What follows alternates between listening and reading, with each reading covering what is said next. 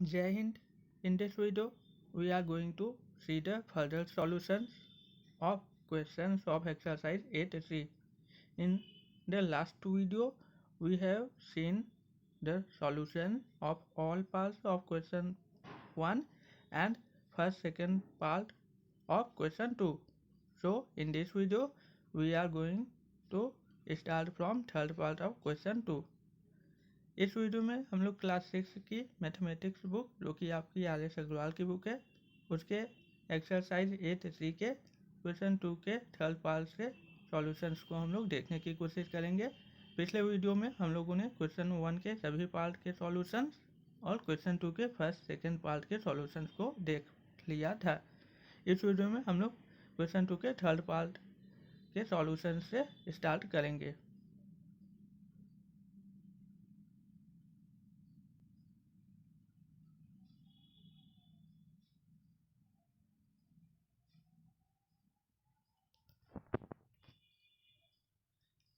Last video में हम लोगों ने क्वेश्चन 2 के फर्स्ट और सेकेंड पार्ट के सॉल्यूशंस को कर लिया था। अब हम लोग क्वेश्चन 2 के थर्ड पार्ट के सॉल्यूशन को देखने की कोशिश करेंगे।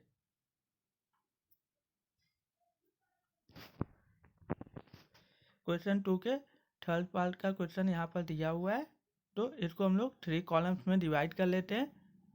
ये हम लोगों का फर्स्ट कॉलम, ये सेकेंड, ये थर्ड। सबसे पहले हम लोग फर्स्ट कॉलम को सॉल्व करेंगे, उसके बाद सेकेंड कॉलम को, उसके बाद थर्ड कॉलम को, उसके बाद हम लोगों का आंसर आ जाएगा। फर्स्ट कॉलम में सबसे पहले हम लोग दो नंबर्स को लेके सॉल्व करेंगे। तो यहाँ पर हमारे पास 2x² है और -7x² है। 2x² के पहले कोई निशान नहीं है तो हम लोग यहाँ पर प्लस का निशान समझ लेंगे। अगर किसी भी टर्म के पहले कोई निशान नहीं होता है तो हम लोग प्लस का साइन अंडरस्टूड समझ लेते हैं। और ऐसे ही अगर किसी वेरिएबल के पहले कोई नंबर नहीं लिखा हुआ है तो हम लोग 1 समझते हैं। 1 और प्लस का साइन अंडरस्टूड होता है। तो यहाँ पर एक प्लस में है, एक माइनस में है। जब दो नंबर्स में एक प्लस में हो और एक माइनस में हो तो हम लोग हमेशा बड़े में से छोटे को घटा देते हैं। तो हम लोग 7 में से 2 को घटाएंगे, 5 आ जाएगा। बड़ा यहाँ पर 7 है, उसका निशान माइनस है तो इसलिए आंसर में भी हम लोग माइनस लगाएंगे। दोनों के साथ x² है तो आंसर में भी हम लोग x² लगाएंगे। इस तरह -5x² हम लोगों का आंसर आ गया। अभी केवल इन दोनों का भी +4x² बचा हुआ है। यहाँ पर -5x² हम लोगों का आंसर आया था इन दोनों का, और यहाँ पर 4x² बचा हुआ है नीचे, तो हम लोग 4x² लिख लेते हैं। 4x² के पहले कोई सिंबल नहीं है तो हम लोग यहाँ पर प्लस का साइन लिख लेंगे, क्योंकि प्लस का साइन अंडरस्टूड होता है। एक माइनस में है, एक प्लस में है, दोनों अलग अलग निशान में है। जब अलग अलग निशान होते हैं दो नंबर्स में, मतलब एक प्लस में हो और एक माइनस में हो, तो हम लोग बड़े में से छोटे को घटा देते हैं। 5 में से 4 को घटाएंगे तो हम लोगों को 1 मिलेगा। दोनों के साथ x² है तो आंसर में हम लोग x² लगाएंगे। यहाँ पर बड़ा 5 है, उसका निशान माइनस है, इसलिए हम लोग आंसर में भी माइनस लगाएंगे। तो -1x² हम लोगों को मिल गया। -1 हम लोग इसलिए यहाँ पर नहीं लिखेंगे क्योंकि 1 अंडरस्टूड होता है, तो आंसर में हम लोग -x² ही लिखेंगे। तो यहाँ पर -x² हम लोगों का आंसर आ गया पहले कॉलम का। अब हम लोग दूसरे कॉलम को सॉल्व करेंगे। दूसरे कॉलम में यहाँ पर सबसे पहले हम लोग दो नंबर्स को लेंगे, -3xy -5xy। दोनों नंबर्स एक जैसे निशान में हैं, मतलब माइनस में है दोनों नंबर्स, तो हम लोग ऐड कर लेते हैं। 3 और 5 को ऐड करेंगे तो 8 आएगा। दोनों के साथ xy है तो हम लोग xy लगा देंगे। दोनों के साथ माइनस है तो आंसर में भी हम लोग माइनस लगाएंगे। तो हम लोगों का -8xy आंसर आ गया। अभी केवल इन दोनों टर्म्स का अभी यहाँ पर xy का टर्म बचा हुआ है, तो -8xy जो इन दोनों का आंसर आया है, और यहाँ पर +xy। xy के पहले कोई नंबर नहीं है तो हम लोग 1 लिख लेंगे। अभी हमने आपको बताया कि अगर किसी वेरिएबल के पहले कोई नंबर ना हो तो हम लोग 1 लिख लेते हैं। तो यहाँ पर एक माइनस में है, एक प्लस में है, मतलब अलग अलग निशान में है दोनों नंबर्स, तो हम लोग बड़े में से छोटे को घटा लेंगे। यहाँ पर बड़ा 8 है तो 8 में से हम लोग 1 को घटाएंगे तो हम लोगों को 7 मिलेगा। दोनों के साथ एक्स वाई लिखा हुआ है तो हम लोग एक्स वाई लिख लेंगे। बड़ा यहाँ पर 8 है, उसका निशान माइनस है, तो आंसर में भी हम लोग माइनस लगाएंगे। इस तरह हम लोगों का आंसर -7xy आ गया। यहाँ पर सेकेंड कॉलम का भी आंसर हम लोगों का आ गया। अब हम लोग थर्ड कॉलम को सॉल्व करेंगे।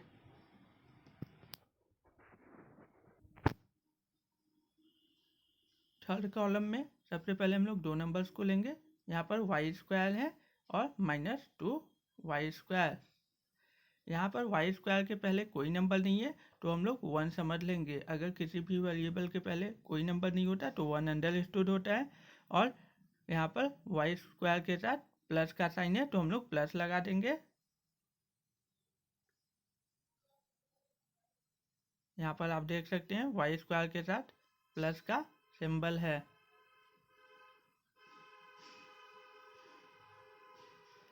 तो यहाँ पर एक प्लस में है, एक माइनस में है, तो हम लोग बड़े में से छोटे को घटाएंगे। 2 में से 1 को घटाएंगे 1 आएगा। दोनों के साथ y² लगा हुआ है तो हम लोग y² लिख लेंगे।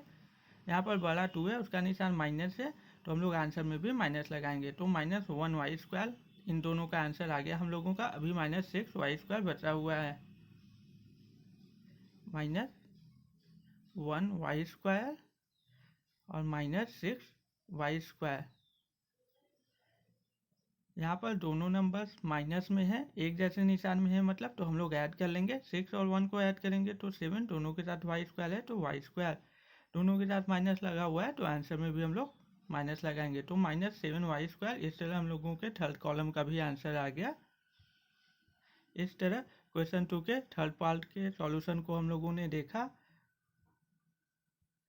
अगर दो नंबर्स माइनस में हैं दोनों नंबर्स, तो हम लोग दोनों नंबर्स को ऐड करते हैं, लेकिन आंसर माइनस में ही आता है। अगर दो नंबर्स प्लस में हैं तो हम लोग उन नंबर्स को ऐड करते हैं और आंसर प्लस में आता है। मतलब अगर एक जैसे निशान, अगर दो ठो माइनस हैं तो वे नंबर्स आपस में प्लस हो जाएंगे, लेकिन आंसर में आप माइनस का निशान लगाएंगे। अगर दो नंबर्स प्लस में है तो आप उन दोनों नंबर्स को प्लस करेंगे और आंसर प्लस में ही आएगा। अब हम लोग क्वेश्चन 2 के फोर्थ पार्ट के सॉल्यूशन को देखने की कोशिश करेंगे। इसको भी हम लोग 3 कॉलम में डिवाइड कर लेते हैं, फर्स्ट, सेकेंड, थर्ड। सबसे पहले हम लोग फर्स्ट कॉलम को सॉल्व करेंगे, उसके बाद सेकेंड और लास्ट में थर्ड।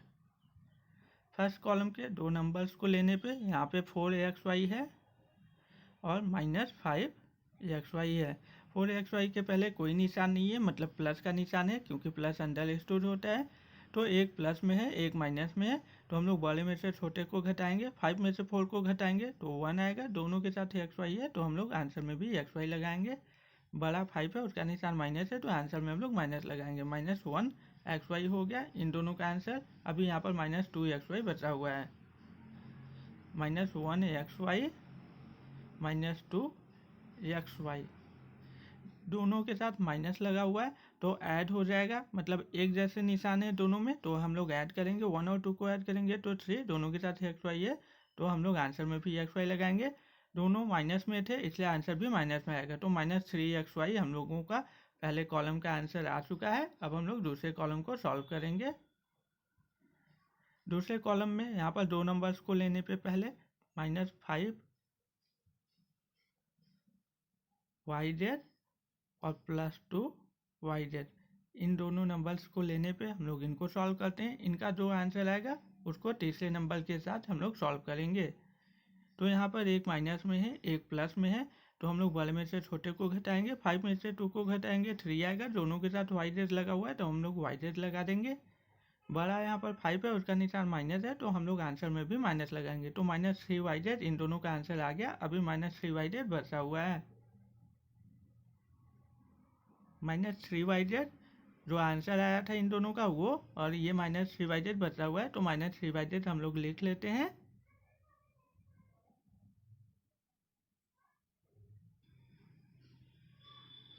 यहाँ पर इन दोनों का आंसर -3yz आया था और ये -3yz बचा हुआ है, तो उसको भी हम लोग लिख लेते हैं। दोनों के साथ yz है तो आंसर में भी yz आएगा। दोनों माइनस में है तो आंसर भी माइनस में आएगा, और दोनों एक जैसे निशान में है मतलब माइनस में है तो ऐड हो जाएगा। 3 और 3 को हम लोग ऐड करेंगे तो 6। तो हम लोगों का आंसर -6y जाएगा। यहाँ पर माइनस होना चाहिए, गलत हो गया, वहाँ पर प्लस गलती से लिखा गया है, आप उसको माइनस बना लेंगे। तो हम लोगों का सेकेंड कॉलम का आंसर -6y आ गया है यहाँ पर। अब हम लोग थर्ड कॉलम को सॉल्व करेंगे। थर्ड कॉलम में पहले दो नंबर्स को लेने पे -7 zx और प्लस zx है। तो प्लस zx के पहले कोई नंबर नहीं है, तो हम लोग 1 ले लेंगे। 1 अंडरस्टूड होता है और प्लस का साइन अंडरस्टूड होता है। तो एक माइनस में है, एक प्लस में है, मतलब अलग अलग निशान में है। तो हम लोग बड़े में से छोटे को घटाएंगे, 7 में से 1 को घटाएंगे तो 6 आएगा। दोनों के साथ zx है तो आंसर में भी zx आएगा। यहाँ पर बड़ा 7 है, उसका निशान माइनस है, तो हम लोग आंसर में भी माइनस लगाएंगे। इस तरह -6 zx हम लोगों का इन दोनों टर्म्स का आंसर आ गया। अभी +3 zx बचा हुआ है। -6 zx और +3 zx, दोनों के साथ zx है तो आंसर में भी zx आएगा। यहाँ पर एक माइनस में है, एक प्लस में है, तो हम लोग बड़े में से छोटे को घटाएंगे। 6 में से 3 को घटाएंगे तो 3 आएगा। बड़ा यहाँ पर 6 है, उसका निशान माइनस है, तो आंसर में भी माइनस हम लोग लगाएंगे। तो -3 zx हम लोगों का आंसर आ गया थर्ड कॉलम का। इस तरह क्वेश्चन 2 के थर्ड और फोर्थ पार्ट के सॉल्यूशन को हम लोगों ने देखा। अब हम लोग क्वेश्चन 3 के फर्स्ट पार्ट के सॉल्यूशन को देखने की कोशिश करेंगे। क्वेश्चन 3 में हम लोगों से ऐड करने के लिए बोला जा रहा है। क्वेश्चन 3 के फर्स्ट पार्ट में 1, 2, 3 टर्म्स दिए हुए हैं, जिसमें कि ए बी सी वेरिएबल्स है। वेरिएबल्स हम लोग उन नंबर्स को कहते हैं जो कि अल्फ़ाबेट के रूप में डिनोट किए जाते हैं, अल्फ़ाबेट के रूप में शो किए हुए होते हैं। जैसे A B C X Y Z, ये सभी वेरिएबल्स हैं मैथ्स में, क्योंकि इनकी कोई ना कोई वैल्यू लास्ट में सॉल्व करने के बाद मिल जाती है। सॉल्यूशन में हम लोग दिए हुए सभी टर्म्स को पहले लिख लेंगे जैसे दिए हुए हैं। उसके बाद हम लोग हॉरिजॉन्टल मेथड का यूज़ करेंगे। कॉलम मेथड छोटे क्लास के बच्चों के लिए होता है। पीछे हमने आपको कॉलम मेथड इसलिए बता दिया क्योंकि आपको कॉलम मेथड की भी जानकारी होनी चाहिए। कभी कभी कुछ क्वेश्चंस कॉलम मेथड से ही सॉल्व होते हैं। सीनियर क्लासेज में, मतलब जूनियर क्लासेज के लिए कॉलम मेथड सही है, लेकिन बड़े क्लासेज के लिए हॉरिजॉन्टल मेथड ही ज़्यादा प्रीफर होता है, मतलब ज़्यादा सूटेबल है। हॉरिजॉन्टल मेथड आपको अच्छे तरीके से आना चाहिए। क्लास 5 के आगे के क्लासेस को हम लोग सीनियर क्लासेस में इंक्लूड करते हैं, इसलिए आप लोग को आगे के सभी क्वेश्चंस को हॉरिजॉन्टल मेथड में ही बताया जाएगा।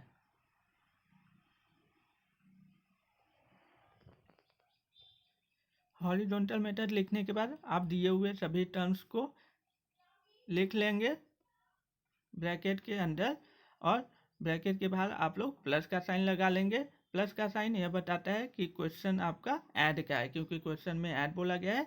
तो हम लोग जो टर्म्स दिए हुए हैं उनको ब्रैकेट के अंदर लिख लेंगे और ब्रैकेट के बाहर प्लस का साइन बना देंगे, जिससे कि अगर क्वेश्चन आपने नहीं लिखा है तो भी देखने वाले को पता चल जाएगा कि क्वेश्चन ऐड का है और इसमें ये सभी टर्म्स दिए हुए थे।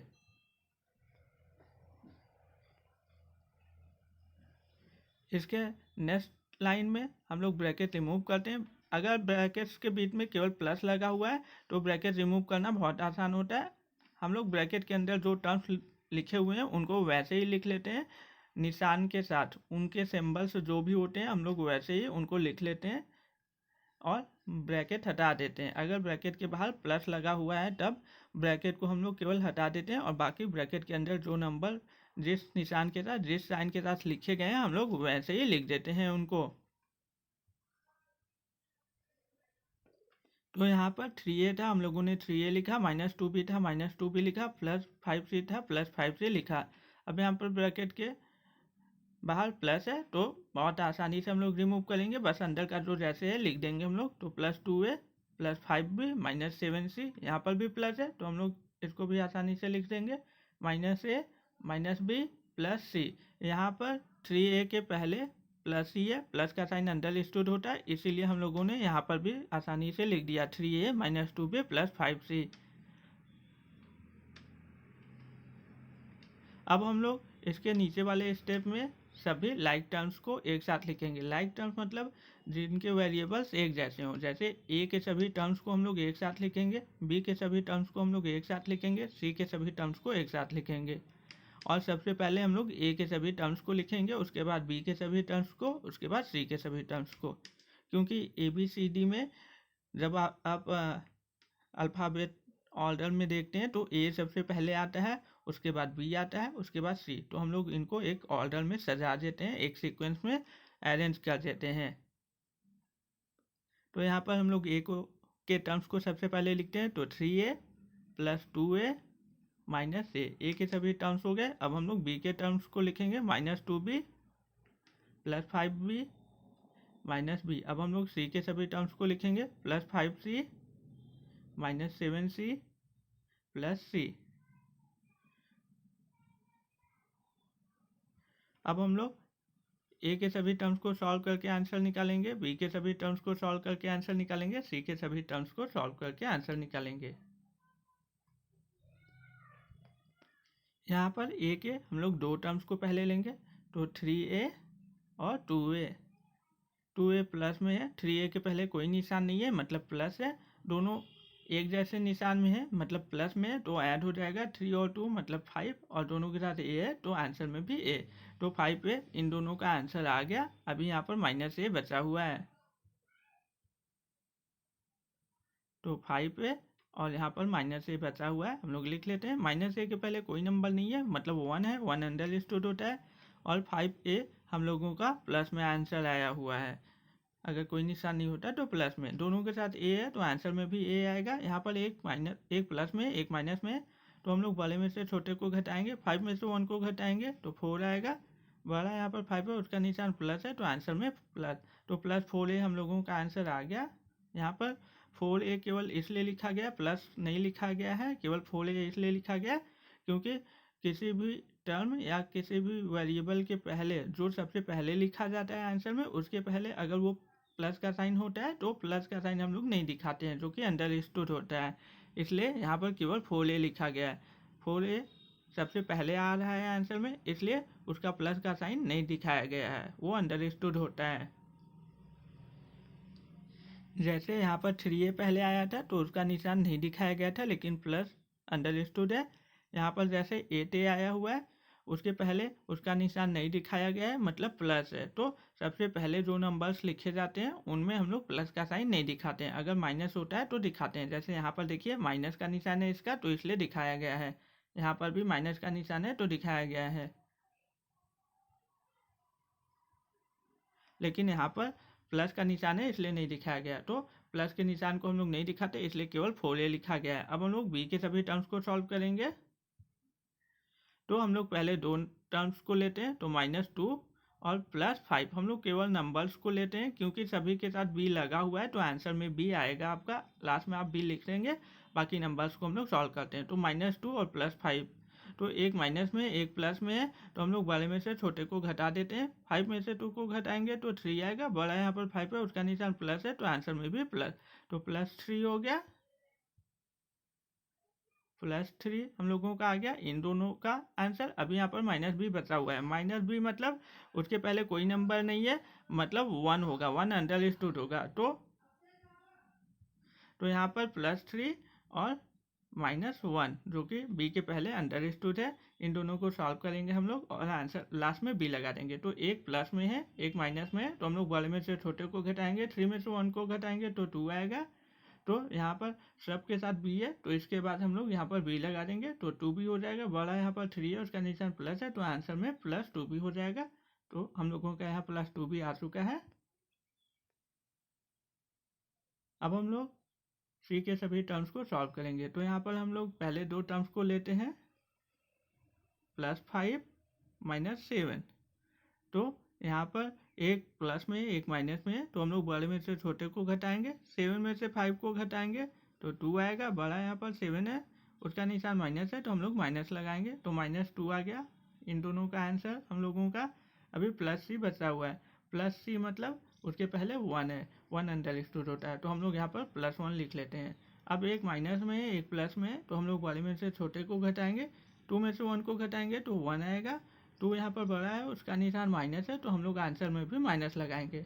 और सबके साथ सी है तो हम लोग सी लगा देंगे। तो हम लोगों का आंसर -1c आ गया। यहाँ पर 1 अंडरस्टूड होता है, इसलिए हम लोग केवल -c लिखेंगे। तो इस तरह क्वेश्चन 3 के फर्स्ट पार्ट का हम लोगों का आंसर आ गया है 4a + 2b - c, और इसको लास्ट में हम लोग ब्रैकेट में पुट कर लेंगे। क्वेश्चन 3 के फर्स्ट पार्ट को सॉल्व करने के बाद अब हम लोग क्वेश्चन 3 के सेकेंड पार्ट के सॉल्यूशन को देखेंगे। क्वेश्चन 3 के सेकेंड पार्ट में 1, 2, 3 टर्म्स दिए हुए हैं। सॉल्यूशन में हम लोग सबसे पहले दिए हुए सभी टर्म्स को लिख लेंगे। उसके बाद हम लोग नेक्स्ट स्टेप में सभी दिए हुए टर्म्स जो यहाँ पर दिए हुए हैं उनको ब्रैकेट में पुट कर लेंगे और ब्रैकेट के बीच में प्लस का साइन लगा देंगे, जिससे कि पता चल सके कि क्वेश्चन प्लस का है।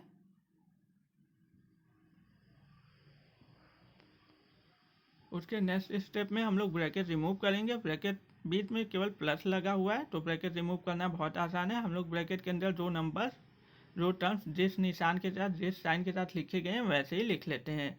तो यहाँ पर इन सभी को हम लोगों ने लिख लिया, ब्रैकेट हटा दिया।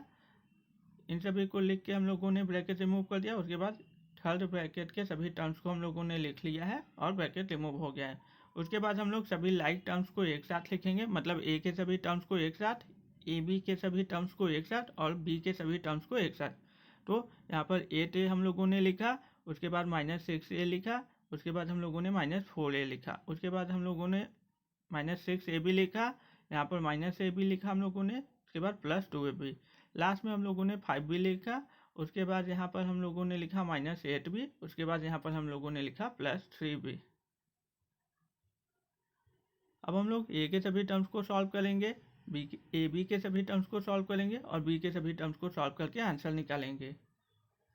तो यहाँ पर हम लोग दो नंबर्स को लेते हैं, तो 8 लेते हैं। 8 के पहले कोई निशान नहीं है, मतलब प्लस है, और -6 है, सभी के साथ ए लगा हुआ है इन सभी टर्म्स में, तो वहाँ पर आंसर में ए हम लोग लगा देंगे। तो यहाँ पर एक प्लस में है एक माइनस में है, तो हम लोग बड़े में से छोटे को घटाएंगे। 8 में से 6 को घटाएंगे तो 2 आएगा। बड़ा यहाँ पर 8 है, उसका निशान प्लस है, तो +2 आ गया। अभी यहाँ पर 4a बचा हुआ है माइनस में, तो +2 और -4। तो यहाँ पर एक प्लस में है एक माइनस में है, तो हम लोग बड़े में से छोटे को घटाएंगे। 4 में से 2 घटाएंगे तो 2 आएगा। बड़ा यहाँ पर 4 है, उसका निशान माइनस है, तो हम लोग आंसर में माइनस लगाएंगे। तो -2 हम लोगों का आ गया, और सभी के साथ ए लगा हुआ है तो हम लोग ए लगा देंगे। तो इस तरह हम लोगों का ए के सभी टर्म्स को सॉल्व करने पर -2a आ गया। तो यहाँ पर हम लोगों ने -2a लिख दिया। अब हम लोग ए बी के सभी टर्म्स को सॉल्व करेंगे। पहले दो टर्म्स को लेंगे, तो -6 है यहाँ पर और -1 है। यहाँ पर -ab है, -ab मतलब उसके पहले कोई नंबर नहीं है, तो 1 अंडरस्टूड है, तो इसलिए हम लोगों ने यहाँ पर 1 लिख लिया है। तो यहाँ पर इसको सॉल्व करने पर दोनों एक जैसे निशान में है, मतलब माइनस में है, तो हम लोग ऐड कर लेंगे। 6 और 1 ऐड करेंगे तो 7 आएगा। दोनों माइनस में है तो आंसर भी माइनस में आएगा, तो -7 हो गया हम लोगों का। इन दोनों को सॉल्व करने पे -7 आया था। अभी यहाँ पर +2 बचा हुआ है, तो +2 हम लोगों ने लिख लिया। तो एक माइनस में आया एक प्लस में आया, तो हम लोग वाले में से छोटे को घटाएंगे। 7 में से 2 को घटाएंगे तो 5 आएगा। यहाँ पर बड़ा 7 है, उसका निशान माइनस है, तो हम लोग आंसर में भी माइनस लगाएंगे, और सभी के साथ ए बी लगा हुआ है तो हम लोग लास्ट में ए बी लगा देंगे। तो इस तरह -5ab भी हम लोगों का आंसर आ गया। अब हम लोग बी के सभी टर्म्स को सॉल्व करेंगे। यहाँ पर ध्यान से देखने पे पता चल रहा है कि यहाँ पर 5 भी है और 3 भी है। 3 और 5 दोनों प्लस में है, तो ऐड हो जाएगा तो 8 भी हो जाएगा, और यहाँ पर 8 भी माइनस में है। एक ही नंबर यहाँ पर 8 एक बार प्लस में है, 8 एक बार यहाँ पर माइनस में, और दोनों के साथ बी लगा हुआ है, तो ये आपस में कैंसिल होकर 0 हो जाते हैं। इसको आप सॉल्व कर सकते हैं। दो नंबर्स को लीजिए, यहाँ पर +5 है और -8 है, तो एक प्लस में एक माइनस में, तो हम लोग बड़े में से छोटे को घटाएंगे। तो 8 में से 5 को घटाएंगे तो 3 आएगा। बड़ा यहाँ पर 8 है, उसका निशान माइनस है, तो हम लोग माइनस लगाएंगे, तो -3। तो हम लोगों का -3 आ गया इन दोनों का आंसर। अभी यहाँ पर +3 बचा हुआ है, तो हम लोग +3 लिख लेते हैं। यहाँ पर 3 में एक प्लस माइनस में एक प्लस में, तो आपको माइनस करना है, तो हम लोग 3 में से 3 घटाएंगे तो यहाँ पर 0 आ जाएगा। तो 0 यहाँ पर आ गया और सभी के साथ बी लगा हुआ है तो हम लोग बी लगा देंगे। तो यहाँ पर 0 आ गया और 0 को हम लोग आंसर में नहीं लिखेंगे, क्योंकि अगर आंसर में केवल 0 आता है तब हम लोग आंसर में 0 लिखते हैं, लेकिन अगर 0 के अलावा दूसरे टर्म्स भी आंसर में आते हैं तब हम लोग 0 को नहीं लिखते हैं, बाकी दूसरे टर्म्स को आंसर में लिखते हैं।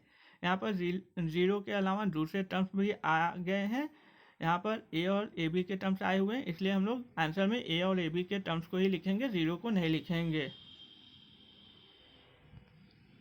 यहाँ पर आप डायरेक्ट भी कर सकते हैं कैंसिल आउट। यहाँ पर 5 भी प्लस में है, 3 भी प्लस में है, दोनों को जब ऐड करेंगे तो 5 और 3 8 हो जाएगा, 2 की प्लस में आपका आएगा तो 8 भी प्लस में एक बार हो गया, एक बार 8 भी माइनस में हो गया, तो ये सभी कट के 0 हो जाएंगे। अगर कोई टर्म एक बार प्लस में है और वही टर्म सेम टू सेम एक बार माइनस में है तो वो आपस में कट जाते हैं। इसको आप ऐसे समझ सकते हैं कि आपके पास 5 रुपये है और आपने 5 रुपये का चॉकलेट खरीद लिया तो आपके पास 0 रुपये हो गए। तो उसी तरह अगर एक बार कोई चीज़ प्लस में हो, कोई फिर वही चीज़ माइनस में हो तो वो कट के 0 हो जाती है। इसके आगे के पार्ट के सॉल्यूशंस को हम लोग नेक्स्ट वीडियो में देखेंगे। अगर आपको वीडियो अच्छी लगे तो प्लीज़ इसको लाइक कीजिए, शेयर कीजिए अपने दोस्तों के साथ और चैनल को सब्सक्राइब कीजिए। और अगर आपको कोई प्रॉब्लम है तो अपनी प्रॉब्लम को कमेंट में आप पूछ सकते हैं। Thank you very much.